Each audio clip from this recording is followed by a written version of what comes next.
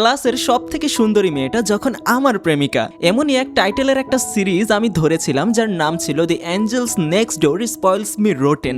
নামটা খুব বড় তাই না? যার সিজন 1 শেষ করেছিলাম আরো অনেক আগে। তো গুড নিউজ, সিজন 2 চলে এসেছে। আজকের ভিডিওতে আমি তার 6টা এপিসোড এক্সপ্লেন করতে চলেছি, যেখানে আমরা দেখতে পাবো আমানে আর শিনার অফিসিয়ালি রিলেশনে আসার পরের মুহূর্তগুলো, যেখানে স্কুলের পোলাপানদের রিয়াকশন, আমানের শিনাকে নিজের হোম টাউনে নিয়ে যাওয়া, বাবা মায়ের সাথে সময় কাটানো, এমনকি শেষের দিকে শিনার ফ্যামিলিও গল্পে অ্যাড হতে চলেছে। তো চলুন একটা নতুন শুরু করা যাক।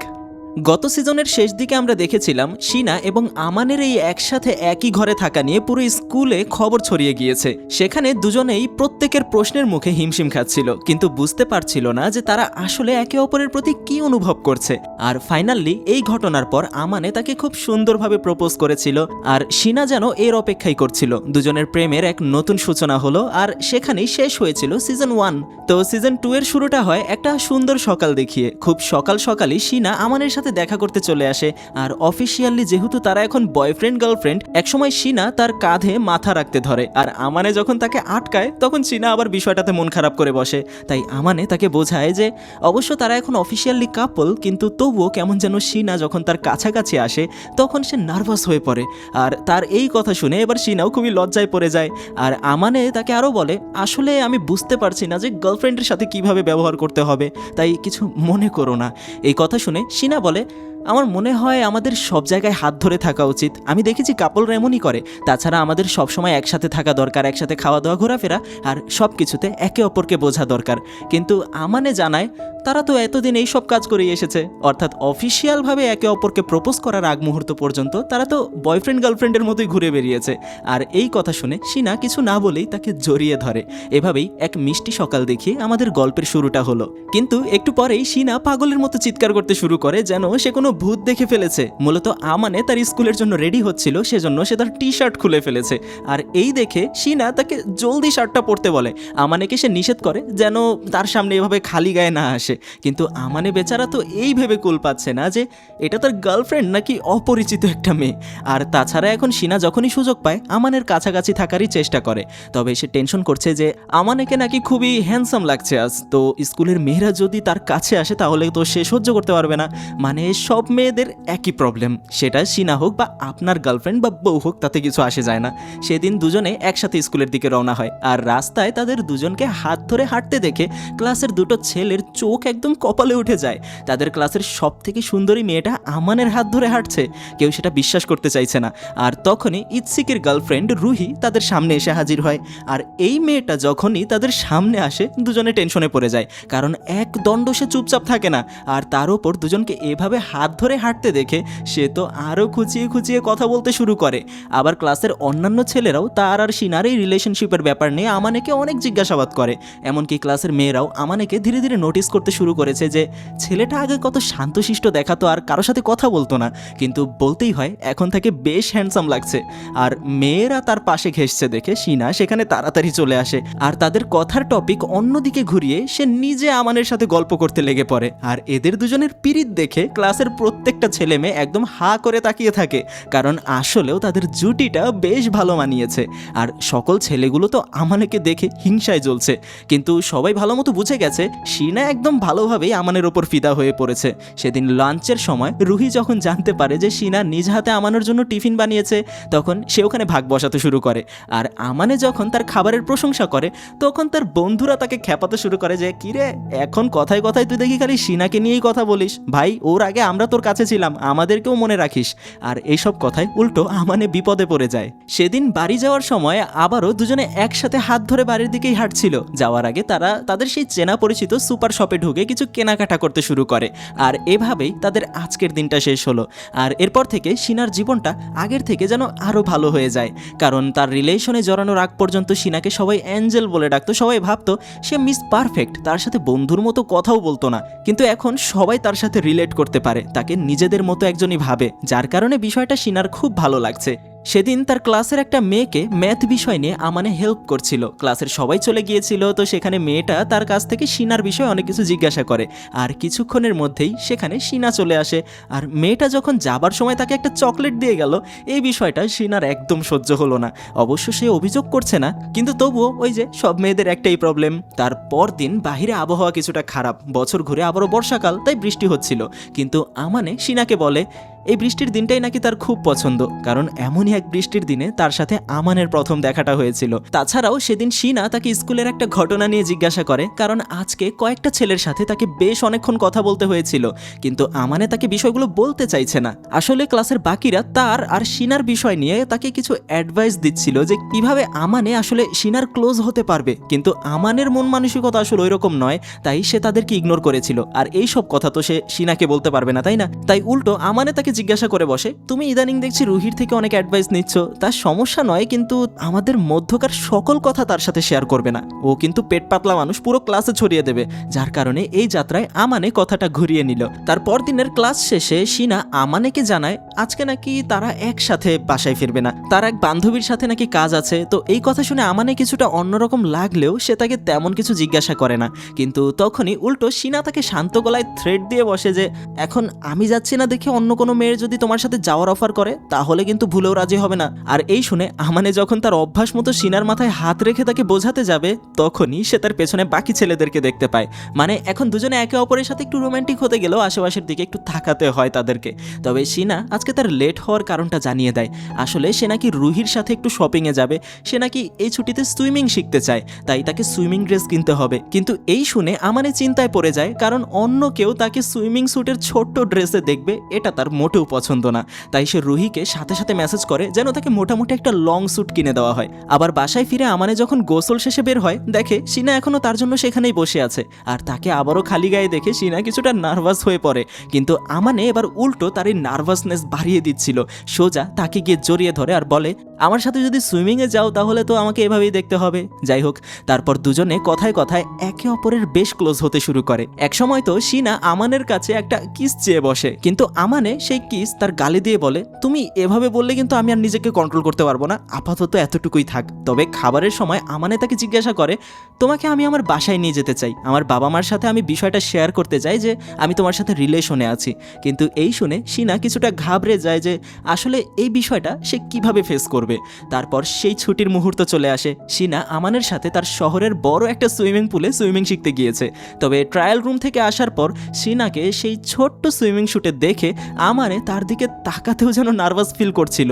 এমনকি শিনাকে দেখে আশেপাশের বাকি ছেলেরাও হা করে তাকিয়ে আছে, যে বিষয়টায় আমানের কিছুটা অস্বস্তি লাগে।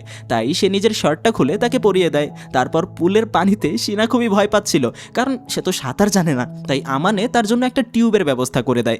কিন্তু এই সব কিছু শেষ করে যখন দুজনে রেস্ট করছিল, সেখানেই বেঁধে যায় বিপত্তি। তার বন্ধু ইচ্ছিকি আর রুহিও সেখানে হাজির হয়। আর এরকম কাকতালীয়ভাবে তারা একই জায়গায় একত্রিত হয়েছে দেখে সবাই অবাক। তাছাড়াও রুহিকে তো আমরা চিনি, সে এসেই দুজনকে নিয়ে একটু মজা করে এমন কিছু কথা বলে যা আসলে দুজনকেই কিছুটা ইরিটেশনের মধ্যে ফেলে দেয়। তবে সেদিন পুলের পানিতে তারা দুজনে খুব এনজয় করে, আর সব শেষে বিকালে একসাথে বাড়ি যায়। তারপর ভ্যাকেশনের মূল চমকটা চলে আসে।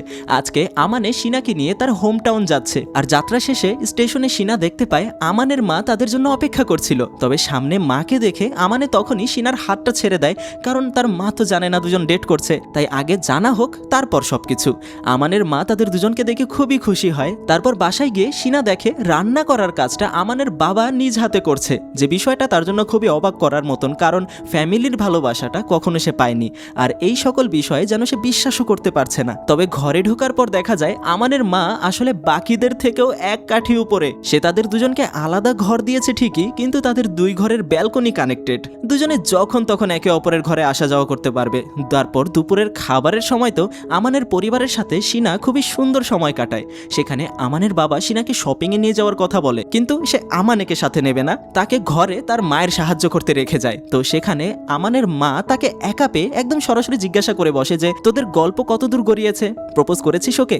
যা শুনে আমানে কিছুটা অস্বস্তি বোধ করে, কিন্তু তার মা তার জন্য বিষয়টা সহজ করে দেয়। বলে বেশি দেরি করিস না, শিনাকে যদি আমার মেয়ের মতো করে আমার ঘরে রাখতে হয় তাহলে আমি বরং খুশি হব। তাই আমানেও তার মায়ের কাছে কিছুটা স্বীকারোক্তি জানায়। তারপর সন্ধ্যা সন্ধ্যায় যখন শিনা বাবার সাথে শপিং শেষে বাসায় ফিরে আসে তখন সে বারবার আমানের দিকে তাকিয়ে মুচকি মুচকি হাসছিল। তার মানে আমানের বাবা তার ছোটবেলার কোনো গল্প নিশ্চয়ই বলে দিয়েছে। আর শিনাকে শতবার জিজ্ঞাসা করার পরেও যখন সে কিছু বলছিল না তখন আমানে তাকে জাপটে ধরে কাতুকুতু দিতে শুরু করে, যার কারণে অবশেষে সে জানায় যে আমানে নাকি ছোটবেলায় অনেক কিউট ছিল আর বাচ্চাদের মতো খুবই দুষ্টু ছিল। এ জাতীয় কিছু কথাবার্তা সে তাকে বলেছে। আর এই শুনে আমানে এখন কেমন রিয়েক্ট করবে সে কিচ্ছু বুঝতে পারছিল না। আর তাছাড়াও সে নাকি তার বাবাকে তাদের এই ডেট করা নিয়েও জানিয়েছে, তাই বিষয়টা এখন তাদের জন্য ফ্রি হয়ে গেল। এভাবেই সেদিন রাত পেরিয়ে সকাল হয়ে যায়। সেখানে আমানের বাবা মা শিনাকে তার ছোটবেলার ছবিগুলো দেখাচ্ছিল আর তার বাবা দুজনকে কংগ্রেস করে আর বলে তাদের দুজনের জুটি নাকি তার খুব পছন্দ হয়েছে। আর সেদিন সারাটা সময় আমানের বাবা মা শুধু শিনাকে নিয়েই মেতেছিল, যার কারণে রাতে আমানে কিছুটা মন খারাপ করেই বসে আছে। তাই তার মন ভালো করার জন্য শিনা তাকে মানাতে শুরু করে। পরদিন আমানের বাবা মা অফিসের নাম করে নিজেরাই একটা কফি শপে টাইম স্পেন্ড করতে চলে যায়। আর আমানে শিনাকে নিয়ে তার শহর ঘুরিয়ে দেখাচ্ছিল। সেখানে বাচ্চাদের হাসি খুশিভাবে খেলতে দেখে দুজনেরই খুব ভালো লাগছে। কিন্তু তার কিছুক্ষণ পর তাদের দেখা হয়ে যায় আমানের এক পুরনো বন্ধু তোজোর সাথে। মনে আছে আমানে একবার শিনাকে বলেছিল যে সে কেন তার নিজ এলাকা ছেড়ে অন্য শহরে ভর্তি হতে এসেছে। কারণটা ছিল তার বন্ধু বান্ধবরা সবাই তাকে সবসময় বুলি করে বেড়াতো আর তাদের মধ্যে তোজো ছিল প্রধান। তো আজকে এতদিন পর দেখা হওয়ার পরেও তোজো তার সাথে আগের মতোই ব্যবহার করছে। সে এমনও বলে, তুই আবার মেয়ে জুটিয়েছিস কোত্থেকে রে, তোর মতো ছেলের কপালে আবার মেয়ে হয় নাকি? কিন্তু আমানে সেই আগের ছেলেটা নেই যে তার সব কথা মুখ বুঝে সহ্য করবে। এটা ঠিক যে আমানে তার সাথে ঝামেলা করতে চায় না, কিন্তু তার প্রত্যেকটা কথার খুবই শান্ত মাথায় উত্তর দেয়। যার কারণে একসময় তোজো শিনাকে জিজ্ঞাসা করে বসে, তোমাকে দেখে তো যে কোনো ছেলের ঘুম হারাম হবে, কিন্তু তুমি কেন ওর মতো বোকা ছেলের প্রেমে পড়লে? ওর ভালো বলতে শুধু টাকা পয়সাই আছে, আর তেমন ভালো কিছু পাবে না। যা শুনে শিনা চুপ থাকে না। সে বলতে শুরু করে, তো তুমি আসলে কি বোঝাতে চাইছো? একটা মানুষকে তুমি অর্থ দিয়ে বিবেচনা করবে? এটা ঠিক যে আমি নিজেও খুবই ধনী পরিবার থেকে এসেছি, কিন্তু আমার বাবা মা কখনো আমাকে সেই মূল্যটা দেয়নি যা আমি আমানের কাছ থেকে পেয়েছি। আর তুমি যদি সবসময় একটা মানুষকে এভাবে জাজ করে থাকো তাহলে আমার মনে হয় না তুমি জীবনেও কখনো তোমার প্রকৃত শান্তি খুঁজে পাবে। আর তার এই সব কথা তোজোকে একদম ভেতর থেকে নাড়িয়ে দেয়।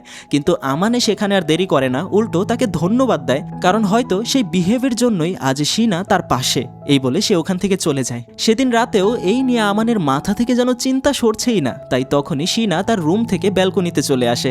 আমানেকে সে বোঝায় যে এগুলো নিয়ে চিন্তা করে লাভ নেই। তবে এটা সত্য, আমানে ধীরে ধীরে আরও বেশি ম্যাচিউর হচ্ছে। সে এখন নিজের জন্য লড়তে শিখেছে, যে বিষয়টা শিনার খুবই ভালো লাগে। তবে ধীরে ধীরে কথায় কথায় দুজনে আমানের রুমে চলে আসে। আর একসময় আমানে নিজেকে সামলাতে না পেরে শিনাকে একটা কিস করে বসে। অবশ্য শিনা বিষয়টার জন্য প্রস্তুত ছিল না। ঠিক তারপরেই সে বলে, তুমি চাইলে দ্বিতীয়বার ট্রাই করতে পারো। আর এই সুযোগ আমানে হাতছাড়া করতে চায় না। আর এখানেই ধীরে ধীরে তাদের ঘনিষ্ঠতা বাড়তে শুরু করে। শিনা এসব বিষয় খুব লাজুক, কিন্তু আজকে সে কোনো বাধা দিল না, বরং তার প্রত্যেকটা কাজে সায় দিতে শুরু করলো।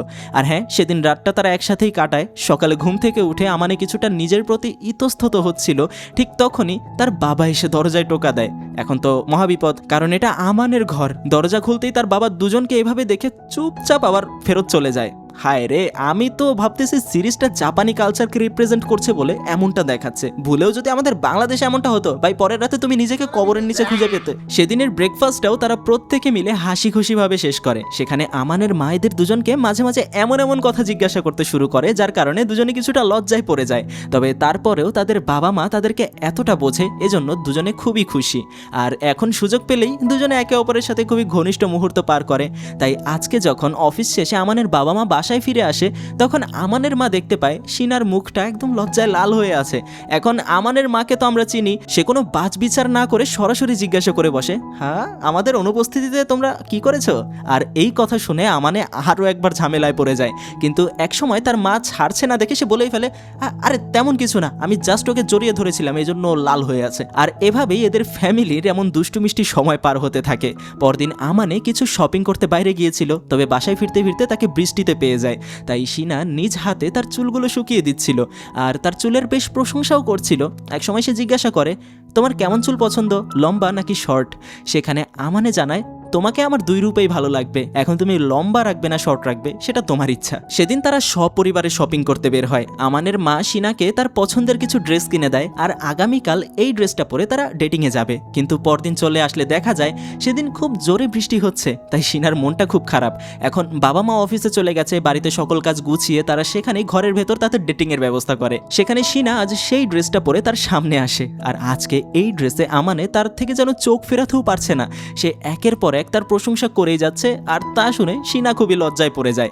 আর হ্যাঁ, আজকেও এরা দুজনে একে অপরের সাথে বেশ কিছু ভালো সময় পার করে।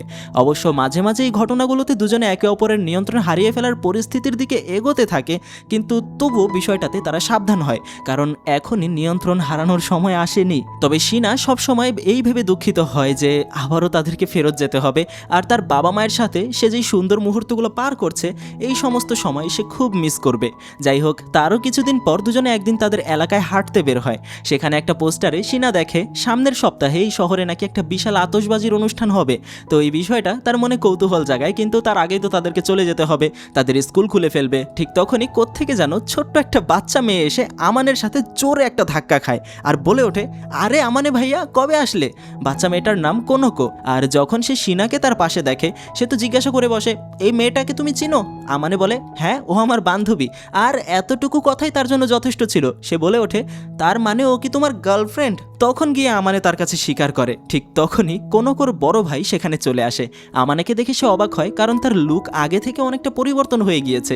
তাছাড়াও সেখানে আমানে শিনার সাথে তার পরিচয় করিয়ে দেয়, কিন্তু এই সবের মাঝখানে তার সেই ছোট্ট বোনটা একদম লাল হয়ে আছে রাগে। আমানে একটা মেয়ের সাথে প্রেম করছে, এই বিষয়টা তার যেন পছন্দই হয়নি। যাই হোক, এই ছেলেটার নাম হানাদা। সে কোনোকোকে বলে যে যাও শিনাকে আমাদের বাগানটা দেখিয়ে আনো। আর শিনা যখন সেখানে চলে যায় তখন হানাদা তো আমানেকে একদম ধরে বসে যে সে কখনো কল্পনাও করেনি যে আমানে কখনো একটা মেয়ের সাথে তার পরিচয় করাবে নিজের গার্লফ্রেন্ড হিসেবে। তারপর সেখানে তাদের মধ্যে কথাবার্তা শেষ হলে দুজনে আবারও বাড়ির দিকে রওনা হয়। অবশেষে সেই দিনটা চলেই আসলো যেদিন তাদেরকে আবারও ফেরত যেতে হচ্ছে। আমানের মা একটু বেশি আপসেট, তবে সে শিনাকে এমনভাবে বলে যে দেখো, যদি কখনো আমানের সাথে তোমার ঝগড়া হয় তাহলে সোজা আমার কাছে চলে আসবে। তাছাড়াও আমানের বাবা তাকে পরামর্শ দেয়, মাঝে মাঝে এমন হতে পারে যে তোমার বড়দের পরামর্শ অথবা সঙ্গ লাগবে, তখন আমাকে কল করবে। আমি শুরুর দিন থেকেই তোমাকে নিজের মেয়ের মতোই দেখছি, তাই কথাটা মনে রাখবে কিন্তু। আর তাদের দুজনের এমন কথা শুনে শিনা এক প্রকার বলা যায় ভেতরে ভেতরে খুব খুশি, কারণ সে নিজের বাবা মায়ের কাছে কখনো এমন কথা শুনেনি যা তাদের কাছ থেকে শুনছে। তারপর প্রায় 2 ঘন্টার একটা ট্রেন জার্নি শেষে তারা তাদের শহরে ফিরে আসে। আজকে আবার জাপানের এক বিশাল ফেস্টিভ্যাল চলছে, তাই দুজনে খুব সুন্দর করে সেজেছে। সেখানে সন্ধ্যার দিকে ইৎসিকি আর রুহির সাথেও তাদের দেখা হয়। তারপর মেলায় হাঁটতে হাঁটতে শিনা একটা দোকানের দিকে আমানেকে নিয়ে যায়। সেখানে একটা গিফট তার খুবই পছন্দ হয়, কিন্তু সেটা নিতে হলে নিশানা লাগাতে হবে। সেখানে শিনা একটা নিশানাও ঠিক মতো লাগাতে পারে না। তবে তখনই বাকি দুজন সেখানে চলে আসে আর আমানেকে নিশানা লাগাতে বলে। দেখা যায় সে প্রথমবারে একদম পারফেক্ট শট লাগিয়ে দেয়, যা দেখে শিনা খুবই অবাক হয়। তারপর এই মেলার মধ্যেও দুজনে যখন একসাথে হাত ধরে হাঁটছিল, অনেকেই তাদের এই পারফেক্ট জুটি দেখে তাদের দিকেই তাকিয়ে আছে। আবার এক জায়গায় শিনা দেখতে পায় কিছু মেয়ে আমানের দিকে তাকিয়ে তাকে নিয়ে কমপ্লিমেন্ট করছিল, এজন্য আবার তার কিছুটা হিংসা হচ্ছে। তবে এই সব কিছুর মাঝখানে রুহির শুধু খাওয়া দাওয়ার দিকেই মনটা ছিল। ঠিক তখন ইৎসিকির 2 বন্ধুর সাথে সেখানে তাদের দেখা হয়। তারা একই ক্লাসে পড়ে, তাই শিনাকে মেলায় দেখে তারা অবাক হয়। দুজনে তার খুব প্রশংসা করে যে এই পোশাকে তাকে বেশ মানিয়েছে, যা শুনে শিনা তাদেরকে জানায় প্রশংসা করলে আমানের মায়ের করতে হবে, উনি আমাকে এটা কিনে দিয়েছেন। আর এই শুনে তো দুজনে আরো বেশি অবাক, কারণ তারা তাদের ফ্যামিলি পর্যন্ত পৌঁছে গিয়েছে। যাই হোক, তার কিছুক্ষণ পরে আবার কি নিয়ে যেন রুহি ইৎসিকির ওপর রেগে যায় আর তাকে পাশে নিয়ে আচ্ছা ধোলাই দিতে শুরু করে, যেখানে এই দেখে তারা দুজন বেশ চিন্তায় পড়ে যায়। সেই রাতে রুহি শিনার সাথেই তার অ্যাপার্টমেন্টে থেকে যায়, আর কিছুক্ষণ পর আমানেকে কল করে কিছু পরামর্শ চাওয়ার জন্য। প্রথমে সে তার এই ভ্যাকেশনে পরিবারের সাথে শিনার এই মিট হওয়ার বিষয়টা নিয়ে জিজ্ঞাসা করে। তারপর সে নিজের অভিজ্ঞতা জানায়। ইৎসিকিও নাকি তার পরিবারের সাথে তাকে দেখা করাতে নিয়ে গিয়েছিল, কিন্তু যতটা বোঝা গেল তার বাবা আসলে রুহিকে তেমন ভালো চোখে দেখেনি। তাই আমানে বিষয়টা নিয়ে তাকে বোঝায়, বলে তোমার আশেপাশের মানুষগুলো কেমন চিন্তা করলো সেদিকে তাকিও না, তুমি তাকে কতটা ভালোবাসো সেটা আসল বিষয়। যা শুনে সে স্বস্তি পায়। তবে তার কিছুদিন পরের ঘটনা, একদিন বিকালে আমানে শপিং করে বাসায় ফিরছিল, তখন দেখে এক লোক তাদের অ্যাপার্টমেন্টের নিচে দাঁড়িয়ে ঠিক শিনার ফ্ল্যাটের দিকে তাকিয়ে আছে। তো এই চিন্তা করতে করতে আমানে আবার সেখানে হোঁচট খেয়ে পড়ে যায়। অবশ্যই লোকটা এখানে এভাবে দাঁড়িয়ে থাকার জন্য তার কাছে ক্ষমাও চায়, কিন্তু ওখান থেকে চলে আসার পরেও আমানের মনের ভেতরে এই নিয়ে প্রশ্ন জাগছিল, কারণ শিনা আমানের লাইফ এবং তার ফ্যামিলি সম্পর্কে জানে, কিন্তু আমানে শিনার পাস্ট এবং তার ফ্যামিলি সম্পর্কে তেমন কিছুই জানে না। তাই শিনার সাথে দেখা হওয়ার পর সে তাকে ওই লোকটার বিষয়ে জিজ্ঞাসা করে। সে নাকি বাইরে একজনকে দেখেছে যার চেহারার গড়ন কিছুটা শিনার মতোই, এমনকি তার চোখ, তার চুলের কালার অনেকটা তারই মতো। আর সে নাকি শিনার অ্যাপার্টমেন্টের দিকে তাকিয়েছিল। যা শুনে শিনা তাকে বলে, তার মানে তুমি এমন একজনকে দেখেছো যাকে দেখতে আমার বাবার মতো, তাই না? তবে তারপরেও সে বলে ওঠে, আমার মনে হয় না তিনি এখানে এসেছিলেন, কারণ আমার বাবার আমার প্রতি বিন্দুমাত্র আগ্রহ নেই। তারা দুজনেই সবসময় আমাকে নিজেদের জীবনের বোঝা মনে করেন। ছোট থেকে আমার বাবা আজ পর্যন্ত খুবই কমই আমার সঙ্গ দিয়েছেন, আর আমি কখনো এই আশা রাখি না যে তিনি আমাকে নিজের মেয়ের মতো মেনে নেবেন। শুধু দায়বদ্ধতা থেকেই তারা আমার ভরণ পোষণের ব্যবস্থা করে যাচ্ছে, এতটুকুই। এই কথাগুলো বলতে বলতে শিনা খুবই দুঃখী হয়ে পড়ে। তাই আমানে তাকে জড়িয়ে ধরে এই আশ্বাস দেয় যে তোমার এখন নতুন একটা পরিবার আছে, এই কথা কখনো ভুলবে না। তবে ঘরে যখন এই বিষয় নিয়ে কথা আগানো হয় তখন বিষয়টা পরিষ্কার হয় যে খুব সম্ভবত সেটা শিনার বাবাই ছিল। কিন্তু আমানের মনে প্রশ্ন, শিনা যেরকমটা বলছে যদি তেমনটাই হয়ে থাকে তাহলে কেন তিনি গোপনে তার খোঁজ খবর রাখবেন? এই বিষয় নিয়ে তার মনে প্রশ্ন ঘুরপাক খেতেই থাকে। তাই সে তার বন্ধু ইচ্ছিকির সাথে বিষয়টা শেয়ার করে। সেখানে সে জানায় হয়তোবা তিনি নিজের ভুলটা বুঝতে পেরেছেন আর সব কিছু ঠিক করতে চাইছেন, আর নয়তোবা কোনো গুরুত্বপূর্ণ বিষয়ে তিনি কথা বলতে চাইছেন, তাই সামনে আসার সাহস পাচ্ছেন না। আর এই ভাবতে ভাবতে সেদিন বাড়ি ফেরার আগে আমানে তার মেইল বক্সে একটা চিঠি খুঁজে পায়, যেখানে আসাহি নামের এক ব্যক্তির নাম লেখা ছিল। তারপর বাসায় গিয়ে সে যখন শিনাকে এই নামটা জানায় তখন বোঝা যায় আসলেও সেই লোকটা শিনার বাবা ছিলেন। তিনি আসলে আমানের সাথে কথা বলতে চান, দেখা করতে চান, এজন্য চিঠিটা তাকে লিখেছেন। যা শুনে শিনার মন খারাপ হয়ে যায়, কারণ এতদিন পর তার বাবা এখানে এসেছেন তার কারণে নয়, বরং আমানের সাথে কথা বলতে। আমানে বলে, তুমি যদি নিষেধ করো আমি তাহলে তার সাথে দেখা করতে যাব না। কিন্তু শিনা এর কোনো বিরোধিতা করে না, বলে চিন্তা করো না, আমার মনে হয় না সে তোমাকে বকাঝকা করার জন্য ডেকেছে। যাও গিয়ে কথা বলো, আশা করি ভালো লাগবে। তাই পরদিন আমানে চিঠিতে দেওয়া লোকেশন অনুযায়ী তার সাথে দেখা করতে যায়। লোকটা বেশ ক্যাজুয়াল, শান্তশিষ্ট স্বভাবের, খুবই সুন্দর কথা বলার ধরন তার। প্রথমে দুজনে একে অপরের সাথে পরিচয় হয়। আমানে জানায় শিনা নাকি তার সম্পর্কে তাকে বলেছে, আর আমানে জানতে পারে তিনি তাদের দুজনের রিলেশন সম্পর্কেও জানেন, তাই তার সাথে কথা বলতে এসেছেন। আমানে জিজ্ঞাসা করে, আমার মনে হয় আপনার আমার আগে তার সাথে দেখা করা উচিত ছিল, যে কথায় তিনি স্বীকারোক্তিও জানান, কিন্তু পরক্ষণে বলে ওঠে আমি চাই তার সাথে দেখা করতে, কিন্তু আমার মনে হয় না সে আমার সাথে দেখা করতে রাজি হবে, তার সামনে যাওয়ার মুখ আমার নেই। তারপর আমানেও তাকে এই জিজ্ঞাসা করে যে আপনি আমাকে কেন ডেকেছেন, স্পষ্ট করে সেটা বলুন। তখন তিনি বলেন, তেমন বিশেষ কোনো উদ্দেশ্য নেই, যতটুকু বুঝলাম আমার মেয়ে তোমার সাথে খুব ভালোই আছে, তা তার স্বাভাবিক দিনকাল কেমন চলছে এই নিয়েই তোমাকে জিজ্ঞাসা করতে ডেকেছি। আর এখানে তার কথাবার্তা, আচার আচরণ এবং সব কিছুতে শিনার প্রতি তার একটা মমতা কাজ করছিল, সেটা ভালো মতোই বোঝা যায়। কিন্তু শিনা যেমনটা বলেছিল, ছোটবেলা থেকেই তার বাবা মা তাকে কখনোই সেই গুরুত্বটা দেয়নি যেটা তার পাওনা ছিল। তাহলে আজ কেন এত মমতা ফিরে আসছে, আর কেনই বা আজ এতদিন পর সে নিজের মেয়ের খোঁজ করতে এসেছে? যার উত্তরে তিনি বলেন, এই প্রশ্নের জবাব দেওয়াটা আমার জন্য খুব কঠিন, কিন্তু চিন্তা করো না, আমি তোমাদের বিপক্ষে নই, বরং তোমাদের চলতে থাকা লাইফে আমি কোনো প্রকার বাধা তৈরি করব না। যা শুনে আমানে বুঝতে পারে তিনি শিনার মায়ের মতো নন। এটা ঠিক যে ছোটবেলা থেকে সে শিনাকে সেই ভালোবাসাটা দিতে পারেনি, কিন্তু কখনো তার খারাপ চায়নি। এমনকি তিনি এও স্বীকার করেন যে ছোটবেলা থেকে বাবা মা হিসাবে তাদের যা দায়িত্ব পালন করা দরকার ছিল তার কোনোটাই তারা পালন করেননি, কিন্তু বিষয়টা নিয়ে তারা অবগত ছিল। আর কতদিনই বা এভাবে সে পালিয়ে থাকবে? তাই সে সবকিছু ঠিক করতে চায়, কিন্তু নিজের অপরাধের কথা ভেবে সে নিজের মেয়ের সামনে যেতে পারে না। আর এই সমস্ত কথায় আমানের ভেতরের রাগ আরও বাড়তে থাকে। সে বলে ওঠে, আপনি জানেন শিনা আমাকে কি বলেছিল? সে বলেছিল যদি তারা আমাকে নাই চাইতেন তাহলে কেন আমাকে বাঁচিয়ে রাখলেন, ছোট থাকতেই তো শেষ করে দিতে পারতেন সবকিছু। যা শুনে তিনি চমকে ওঠেন। তবে একদম শেষে তিনি একটা কথাই জিজ্ঞাসা করেন, সে কি বর্তমানে খুশি আছে? তোমার সাথে সে তার আনন্দ খুঁজে পায় আমি দেখেছি, কিন্তু সে কি সত্যিই খুশি আছে? যা শুনে আমানে তাকে বলে ওঠে, এটা আপনার আমাকে নয় বরং তার কাছে গিয়ে তাকে জিজ্ঞাসা করা উচিত। আর এই কথার পরেই সে মাথা নত করে তার কাছে একটা অনুরোধ করে, আমার মেয়েটাকে তুমি দেখে রেখো। আর এভাবেই তাদের কথাবার্তা শেষ হয়। বাসায় গিয়ে আমানে শিনাকে সকল বিষয় খুলে বলে, কিন্তু শিনা বলে ওঠে সে যদি আরও আগে ফিরে আসতো হয়তোবা আমি তাকে ক্ষমা করে দিতাম, কিন্তু তিনি বড্ড দেরি করে ফেলেছেন। আমি কখনোই তাকে এখন আর আমার বাবার চোখে দেখতে পারবো না। কিন্তু তার এই কথা শুনে আমানে তাকে বোঝায়, এমনটা নয় যে তিনি তোমাকে কখনো গুরুত্ব দেননি, বরং আজকের কনভারসেশনে আমি যতটুকু বুঝেছি তোমার বাবা অপরাধ বোধে ভুগছেন। তাই তোমার উচিত নিজেকে শান্ত করা, কারণ আমি সব সময় তোমার পাশে আছি। যা শুনে শিনা শুধু তার দিকেই তাকিয়ে থাকে আর তাকে কি বলবে কিছু বুঝতে পারছে না। আর তাদের দুজনের এই মিষ্টি মুহূর্তেই আজকের পার্ট আমাকে শেষ করতে হলো। পরের পার্ট যদি এসে থাকে, এই যে স্ক্রিনে ভেসে উঠেছে, আর না এসে থাকলে মনে হয় ভালোই সময় লেগে যাবে, কারণ অফিসিয়াল সিরিজের যে সিজন 2 তার মাত্র এই 6টা এপিসোডই এসেছে। সামনে আরও 6-7টা আসলে তারপর হয়তো আমি এক্সপ্লেইন করতে পারবো। তো ততক্ষণ পর্যন্ত তোমাদেরকে অপেক্ষা করতে হবে। চ্যানেলটা সাবস্ক্রাইব করে রাখতে পারো।